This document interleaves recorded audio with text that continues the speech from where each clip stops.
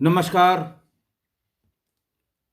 आज मैं फिर आपके सामने अपराध की एक और घटना लेकर उपस्थित हुआ हूं। आज की घटना भी जनपद लखनऊ की है। थाना है गोसाईगंज और वाकया है 8 अप्रैल सन 2000 का। थाना गोसाईगंज में एक गांव है 84। इंग्लिश में अगर आप कहेंगे तो 84। 84 गांव में गांव से भागता हुआ एक आदमी दिन में करीब 2 बजे थाना गोसाईगंज के भीतर घुसा। वो बुरी तरह हाँफ रहा था और चिल्ला रहा था, बचाओ बचाओ, मार डालेंगे। उसी वक्त थानाध्यक्ष गोसाईगंज सुरेश चंद्र श्रीवास्तव कहीं अपने क्षेत्र से किसी काम में गए होंगे, इन्वेस्टिगेशन में, लौट कर थाने पर आए थे। थाने के भीतर जब किसी ने कहा कि साहब बचाओ बचाओ, वो भी भाग के बाहर आए। उनको देखते ही वो उनके जैसे ही सामने पहुंचा, बेहोश होकर गिर पड़ा। उन्होंने सिपाहियों ने दौड़ के उठाया, मुंह पे पानी के छींटे मारे, उसको बेंच पर बिठाया, पानी पिलाया और पूछा, बताओ क्या बात है, किससे बचाना है तुमको, क्या दिक्कत क्या है तुम्हें। वो फिर चिल्लाने लगा, साहब मार डालेंगे, बचाओ बचाओ। खैर, उसकी तसल्ली के लिए थानाध्यक्ष गोसाईगंज सुरेश चंद्र श्रीवास्तव ने सिपाहियों से कहा कि भाई बाहर जाके देखो, कोई इसके पीछे भाग कर दौड़ कर आया तो नहीं है कि ये डर गया हो इसलिए कह रहा है। सिपाही सब भाग के गए, थाने के गेट के बाहर इधर उधर झांक के देखा, लौट कर बताया कि साहब कोई नहीं है। जब सिपाहियों ने ये बता दिया कोई नहीं है, तब उसकी जान में जान आई। थानाध्यक्ष ने उससे पूछा, भाई क्या बात है, क्या क्या दिक्कत क्या है तुम्हें। थानाध्यक्ष को ये लगा कि लगता है ये मानसिक रूप से कुछ बीमार है। थाने के भीतर आकर इस तरह का बर्ताव सामान्य व्यक्ति नहीं करता। तब उसने धीरे धीरे बोलना शुरू किया कि साहब 84 गांव में मेरी बहन ब्याही है और आज मुझे सवेरे ये सूचना मिली कि उनके किसी पड़ोसी ने सवेरे सवेरे उनके मकान को घेर लिया। उसके भीतर कौन कौन सदस्य थे ये मुझे पता नहीं, लेकिन घेर के उसे सबको भीतर करके और बाद में मकान में आग लगा दी। जो जो व्यक्ति उनकी सहायता के लिए आया उसको भी बहुत मारा पीटा। पूरा गांव जब इकट्ठा होने की कोशिश करने लगा तो उन पर फायरिंग की। गांव के लोग डर के मारे भाग गए। मैं जैसे ही भागते दौड़ते उनकी सहायता के लिए उनके घर के पास देख लिया, मुझे भी मारना शुरू किया और यह कहा कि तुम इसके साले हो, आज तुम्हें मार डालेंगे। मैं वहां से भागने लगा, वो मेरा पीछा करने लगे। मेरे ऊपर उन्होंने फायर भी किया। मैं किसी तरह जान बचाकर भागा थाने के भीतर आने के लिए। मुझे ऐसा लग रहा था कि वो लोग मेरे पीछे पीछे भाग रहे हैं। किसी भी समय या तो मैं गिर जाऊं या फिर वो मुझे पकड़कर मुझे मार डालेंगे।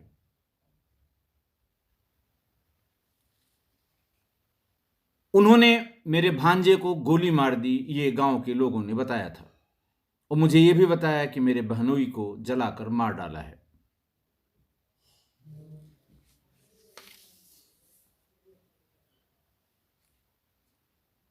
थानाध्यक्ष ने पूछा, इस समय वहां पर क्या हो रहा है। उन्होंने कहा, साहब पिछले 2 घंटे से वो फायरिंग कर रहे हैं, किसी को आने नहीं दे रहे हैं और जो भी आ रहा है उसको पीट रहे हैं, चाकुओं से मार रहे हैं।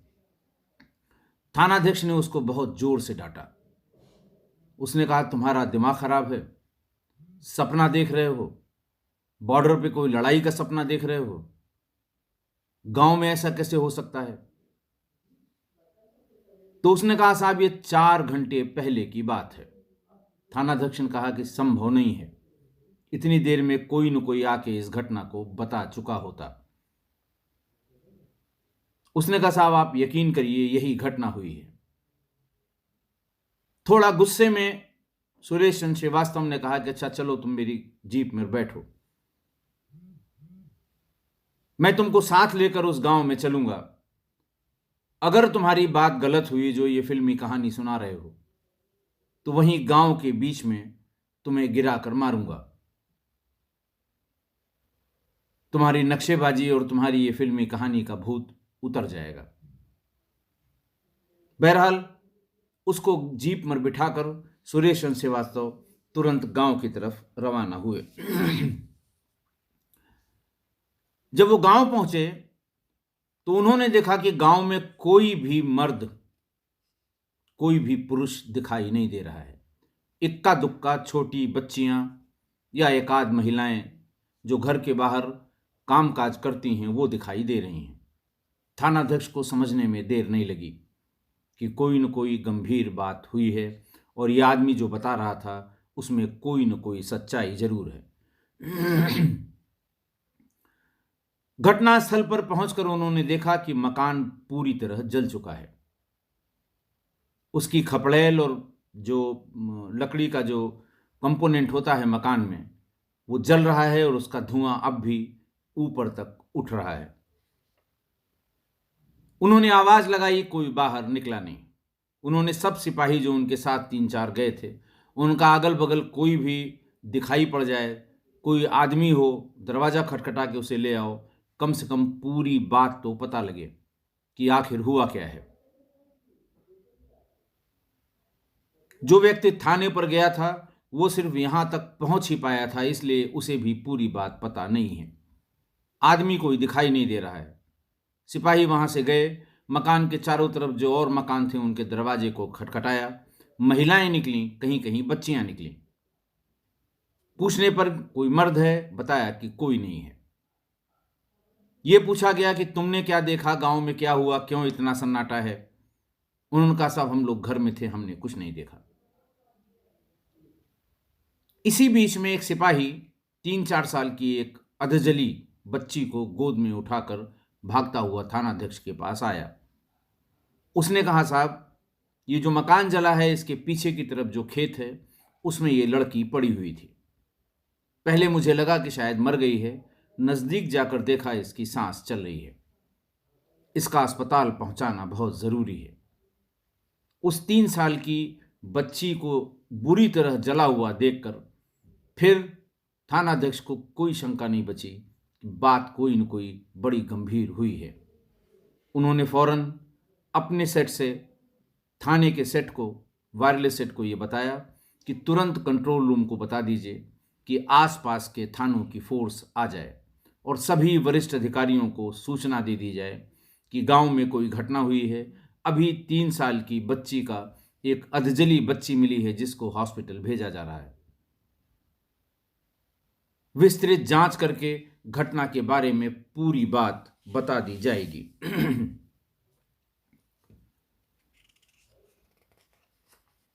तुरंत वहां पर आसपास के थानों की फोर्स आ गई। गोसाईगंज थाना वो मोहनलालगंज सर्किल में पड़ता है। सर्किल ऑफिसर मोहनलालगंज श्री जगदीश सिंह गिरते पड़ते वो भी मौके पर आ गए। तब तक मौके पर कोई भी पुरुष गांव का नहीं मिला था। जाकर देखने की कोशिश की गई मकान के भीतर, यह दिखाई पड़ा कि उसमें किसी पुरुष का पूरा जला हुआ शव पड़ा हुआ है। जगदीश सिंह ने कहा कि मामला कुछ न कुछ बहुत गंभीर है।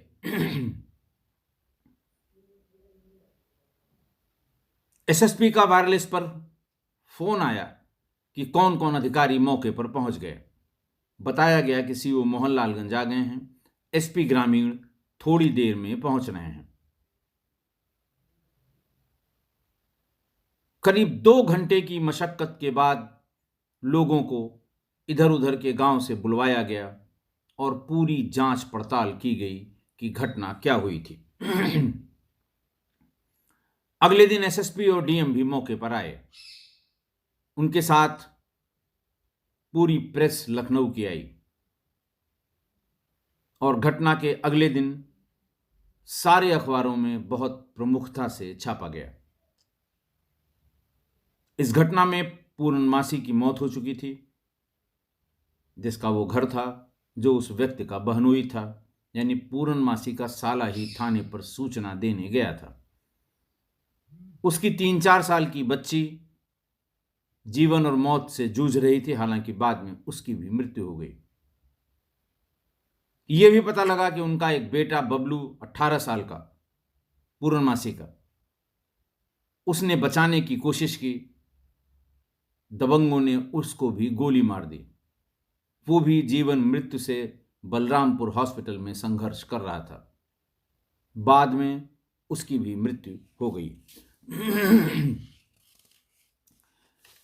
घटना की जो पूरी डिटेल मिली वो ये थी कि गोसाईगंज थाना क्षेत्र में ग्राम सभा चुरहिया का एक मजरा है 84। इस गांव में पासी, यादव और मुस्लिम जाति के लोग रहते हैं। इसी गांव में नगराम थाना क्षेत्र के कबली गांव से अपने ससुराल यानी 84 में आकर 12 साल पहले बस गए पूर्णमासी और उनका परिवार अपना मकान बनाकर रह रहा था। जैसा कि मैंने बताया कि यह घटना 8 अप्रैल की है। 6 अप्रैल को पूर्णमासी के घर के ठीक बगल में जमीन के एक छोटे टुकड़े पर उन्हीं के बिरादरी के एक दबंग परिवार का खेत था।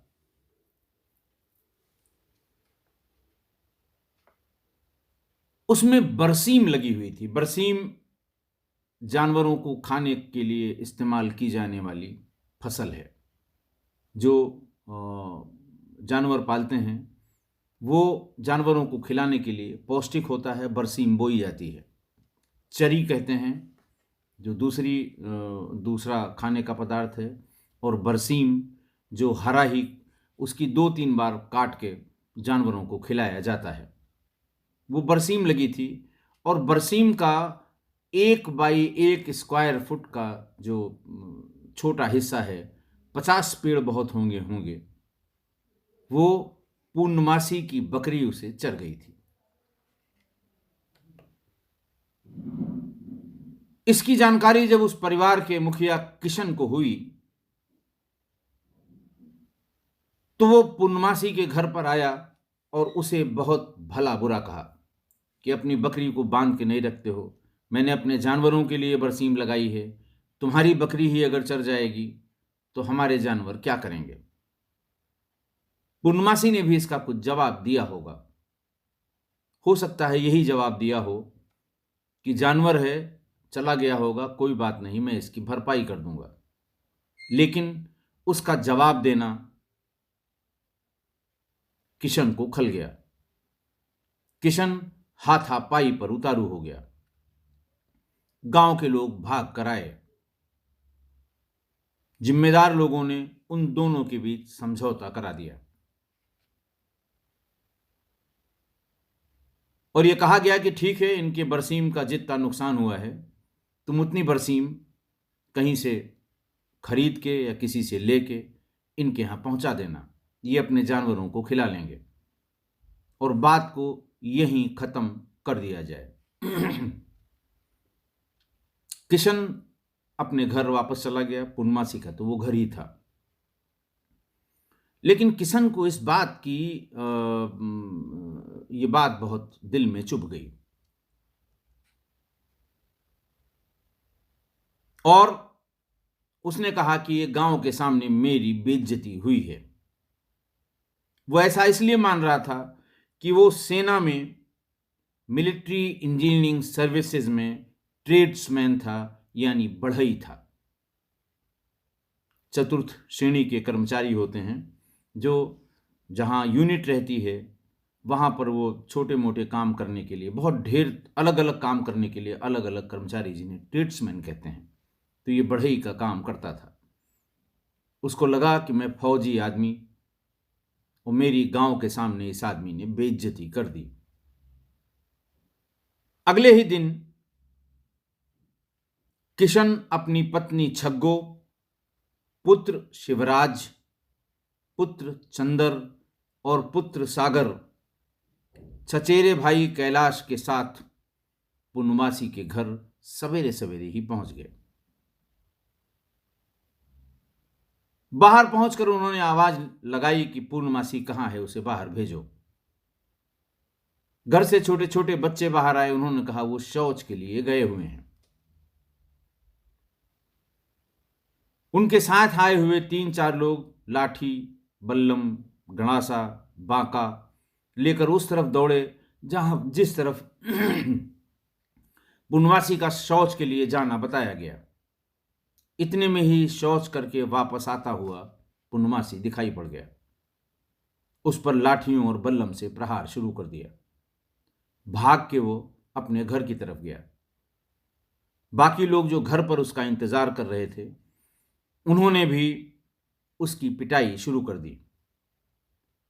जब पूर्णमासी जान बचाने के लिए भीतर गया तो चंदर और सागर भी भीतर घुस गए। घर में मौजूद पूर्णमासी की पत्नी श्रीमती पच्चो और पुत्रियां गीता, सुनीता और ज्ञानवती, पूर्णमासी के पुत्र बबलू और राम मदद के लिए घर से बाहर निकलकर चिल्लाने लगे। घर के अंदर पूर्णमासी और उसकी छोटी पुत्री अनीता और उनकी एक पालतू बकरी बाहर से कुंडी लगाकर इन लोगों ने बंद कर दी। पूर्णमासी की पत्नी, दोनों बेटे और 2 और बेटियां ये बाहर शोर करती रहीं। इसी बीच में उन लोगों ने इन तीनों को मारना शुरू किया। बबलू ने जब थोड़ा और रजिस्ट किया तो बबलू को कट्टे से गोली मार दी।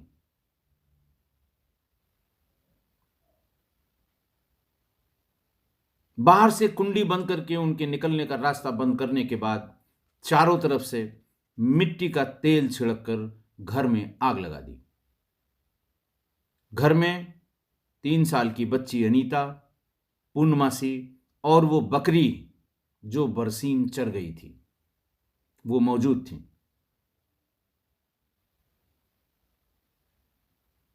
जब अनीता जलने लगी और पूर्णमासी जलने लगा तो उसने किसी तरह से पीछे के दरवाजे को तोड़ के अपनी बेटी अनीता को खेतों में फेंक दिया। खुद भी निकलने के प्रयास में वो बुरी तरह से जल गया, जलकर गिरकर वहीं मर गया।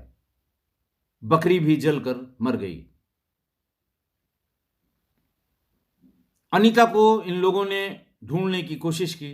जब सब कुछ जल गया और इसने देख लिया कि ये जलकर पूर्णमासी भीतर मर गए हैं, इन सारे लड़कों ने और किशन ने, तो उसकी बच्ची को ढूंढने का प्रयास किया कि वो कहाँ गई, लेकिन वो उनको वहां पर मिली नहीं। इस बीच में गांव इकट्ठा हुआ। गांव ने इस जाति का विरोध करना शुरू किया तो जो इसका चचेरा भाई और उसका लड़का और इसके दोनों लड़कों ने फायरिंग शुरू कर दी कट्टों से। ये सारे हमलावर पूर्णमासी के मकान से तब हटे जब उन्होंने देख लिया कि पूर्णमासी पूरी तरह से जलकर मर चुका है,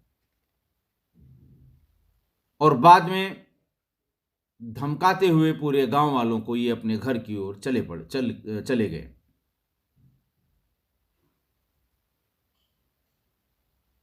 सूचना मिलने पर जब मैंने बताया था कि सीओ मोहनलालगंज गए, उन्होंने फौरन लाश का पंचायतनामा कराया, पोस्टमार्टम के लिए उसको भेजा, बबलू को इलाज के लिए बलरामपुर हॉस्पिटल भेजा, बच्ची को CHC गोसाईगंज भेजा गया था जलने का इलाज करने के लिए। पूर्णमासी की पत्नी पच्चो अपनी पुत्रियों और एक पुत्र के साथ बबलू के पास उसके इलाज के लिए पड़ी रही। थोड़ी देर बाद उसकी बेटी अनीता को भी बलरामपुर के बर्न वार्ड में शिफ्ट कर दिया गया।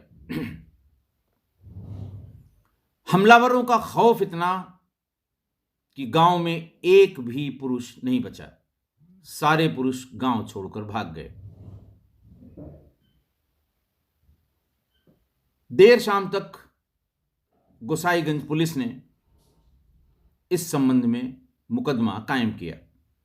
क्राइम नंबर 68/2000 यानी crime number 68 of year 2000, sections थी 147, 148, 149, 302 यानी मर्डर, 307 यानी अटेम्प्ट टू मर्डर, 427, 436, 323, 504 और 506 आईपीसी, इतनी धाराओं में मुकदमा नामजद अभियुक्तों के खिलाफ दर्ज कराया गया। मौके पर एक भी अभियुक्त नहीं मिला। पुलिस सिर्फ इस बात में लगी रही कि बेटा और बच्ची किसी तरह बच जाएं, वरना ये डबल ट्रिपल मर्डर की श्रेणी में यह घटना आएगी। पुलिस को इतना भी ध्यान नहीं रहा कि वहां अगर बबलू भर्ती है, 18 साल का जवान लड़का है, गोली लगी है, तो उसकी सुरक्षा के लिए भी किसी को भेजना चाहिए। घर जो पूरा जल चुका था, उसकी सुरक्षा के लिए भी किसी को भेजना चाहिए। लेकिन पुलिस ने इस तरफ ध्यान नहीं दिया, क्योंकि पूर्णमासी गरीब था,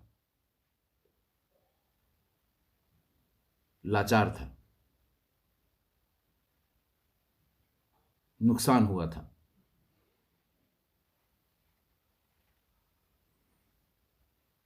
बाद में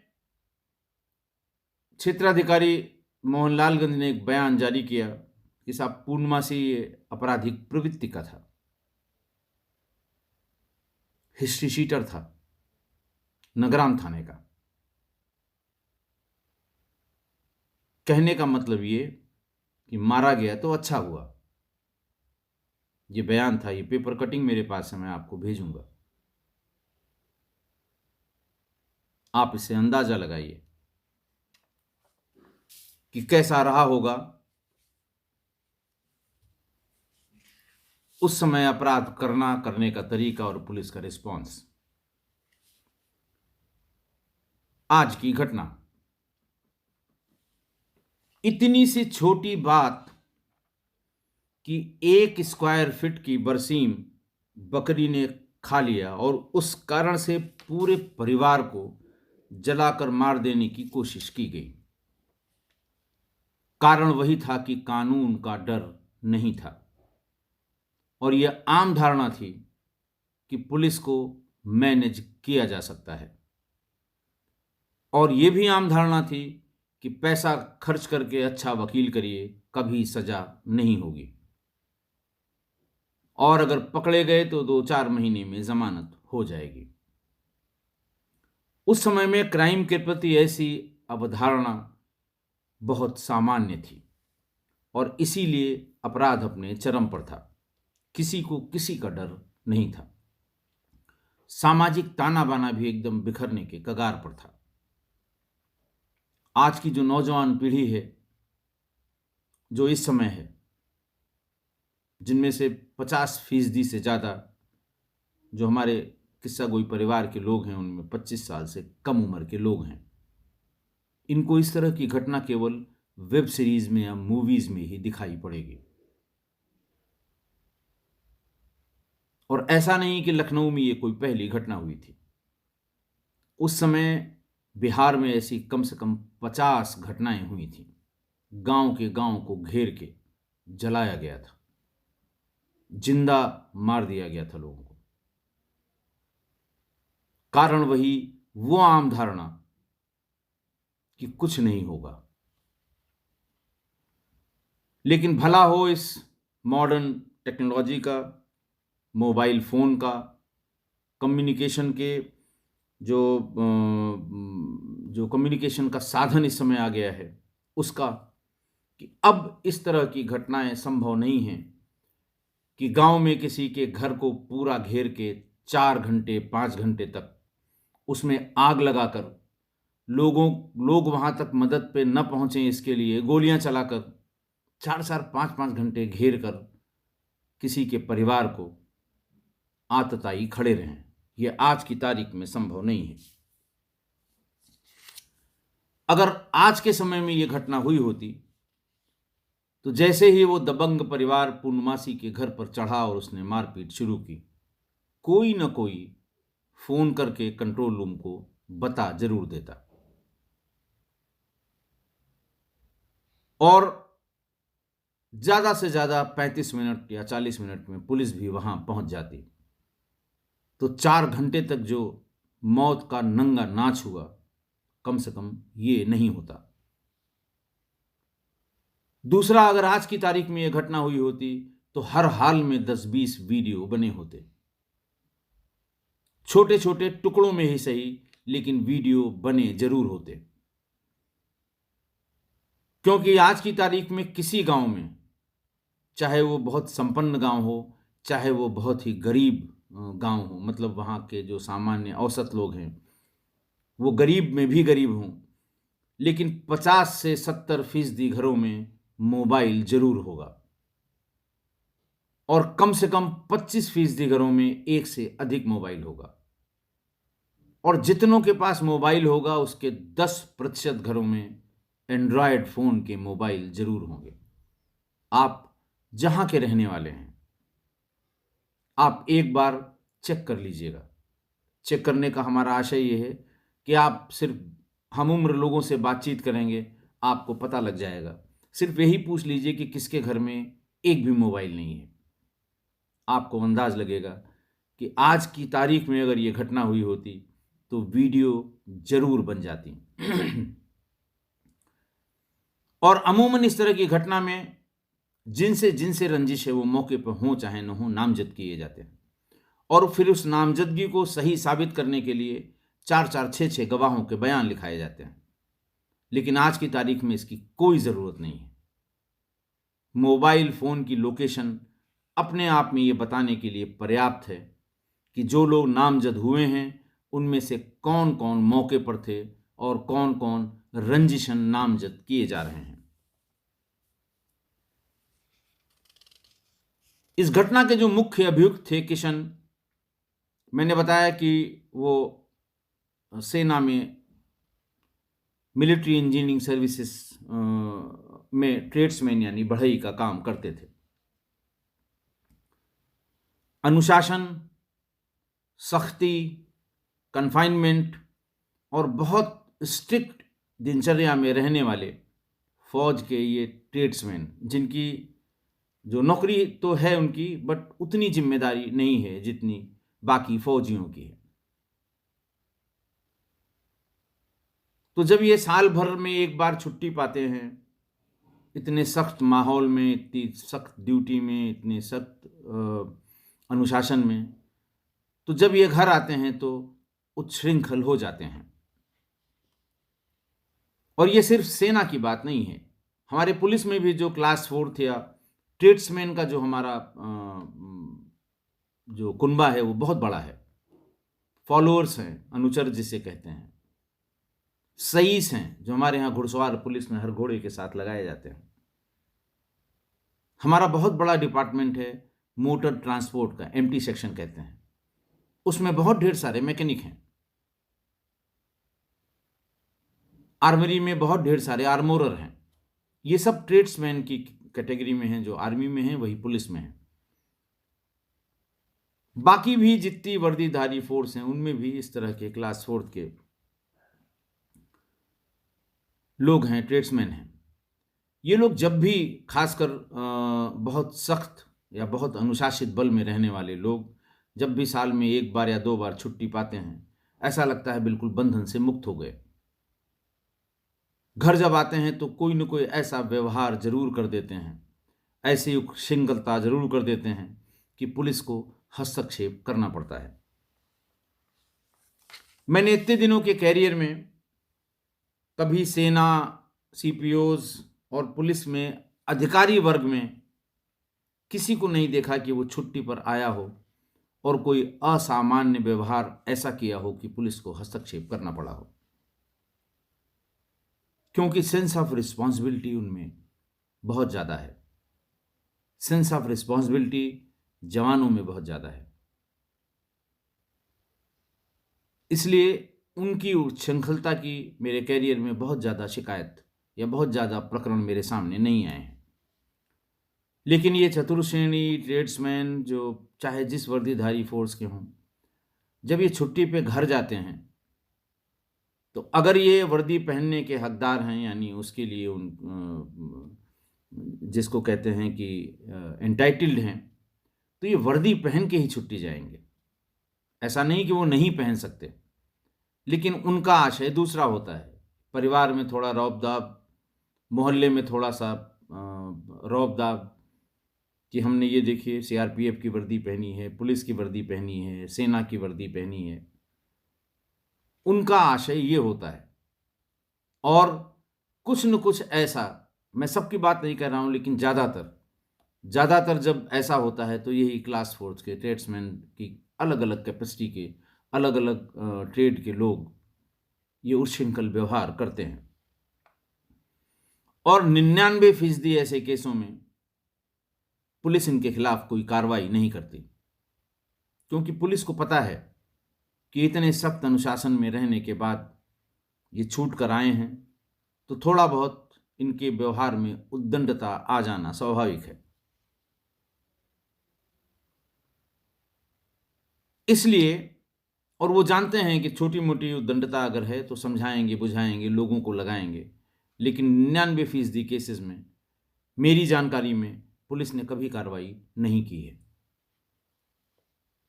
पर किशन जैसे बहुत छोटे, बहुत थोड़े से लोग पुलिस की इस उदारता, पुलिस की इस जो आर्मी के प्रति उसकी संवेदनशीलता, या पुलिस की जो आर्मी के प्रति आदर है, उसका नाजायज फायदा उठाते हैं। और इसी का परिणाम था आज की ये द्विभत्स घटना। किशन भी ट्रेड्समैन ही थे, बढ़ई का काम करते थे। मैं किस्सा गोई परिवार के लोगों से यही कहूंगा कि आपके आस पड़ोस या जानकारी में अगर कोई फौजी का मतलब मेरा इन्हीं ट्रेड्समैन से है, इक्का दुक्का हो सकते हैं, जवानों की बात हो, अधिकारियों में कभी ऐसा नहीं पाया गया। अगर साल भर में एक बार वो छुट्टी पर आया है और कुछ उद्दंड व्यवहार उसने किया है, तो आप नजरअंदाज करें। आप कतई उनसे उलझने की आपको कोई जरूरत नहीं है। अगर आपको लगता है कि बात कुछ ज्यादा बढ़ गई है, सीमा से ऊपर हो गई है, तो आप स्वयं न उलझें। पुलिस को खबर करें, पुलिस आएगी और पुलिस भी उनको समझाएगी। मैं जो बातें आपको इस सिलसिले में बता रहा हूं वो मेरे प्रैक्टिकल, मेरे इतने लंबे कैरियर के अनुभव की हैं। बहुत कम केसेस में जिसमें बिल्कुल अति हो गई, जैसे इस केस में हो गई, तब शायद पुलिस ने कार्रवाई की हो। लेकिन सामान्य गाली गलौज, मारपीट, शराब पी के उधम करना, या किसी से झगड़ा कर लेना, गाली गलौज करना, इस प्रकार के जो थोड़ा सा उद्दंड बिहेवियर है, उसमें पुलिस सामान्य रूप से कार्रवाई नहीं करती। ये मान के चलती है कि सेना का आदमी है, साल भर बाद छुट्टी पर आया है, समझाने की कोशिश करती है। तो इसलिए आप कभी स्वयं न उलझें, नजरअंदाज करें। पुलिस को सूचना दें, पुलिस आकर खुद समझाएगी। क्योंकि ये उनके व्यवहार में अचानक जैसे बहुत बंधन से छूट कर आने के बाद उनके ये व्यवहार में परिवर्तन शायद लाजमी भी है। हमें उम्मीद है कि आप मेरी इस बात से सहमत होंगे। अगर नहीं सहमत हैं तो हमें मेल करके जरूर बताएं। मेरी मेल आईडी वही rajeshpande61@gmail.com। आज के लिए इतना ही। बहुत बहुत धन्यवाद।